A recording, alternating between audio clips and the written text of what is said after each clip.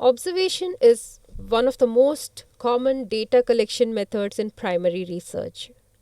Some of the most significant of scientific discoveries in human history were made using observational techniques.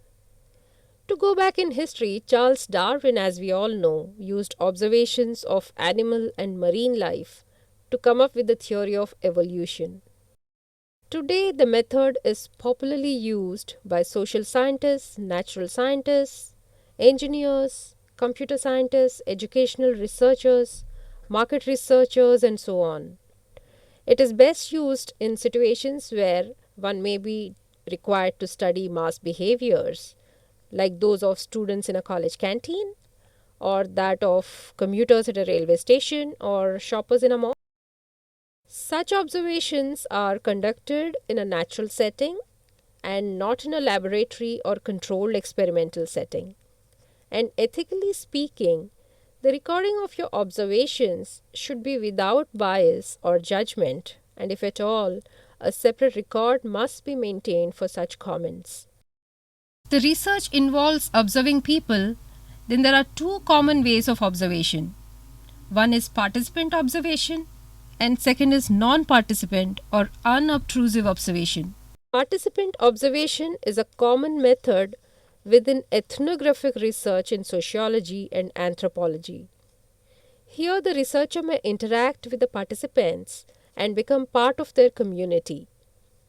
On the other hand, in non participant observation, there is no interaction with participants. The participants' behavior is simply recorded without their knowledge. Now, there's a further classification to this. Both these methods can be done either covertly, that is, secretly, where the other participants do not know what's going on, or overtly, meaning openly, where the participants know exactly why the observer is there. Obviously, there are advantages and disadvantages to all these methods. The advantage of a covert observation, whether participant or non participant, is that you are likely to get the most natural behavior and attitudes of the persons being observed. Covert methods are suitable for difficult to reach groups or those groups that don't welcome observers. The disadvantage of a covert method is that it might be difficult to get into a group as an outsider. In overt methods, again, whether participant or non participant, the advantage is that it's quicker and simpler because all it requires is to convince the group to be allowed to be observed.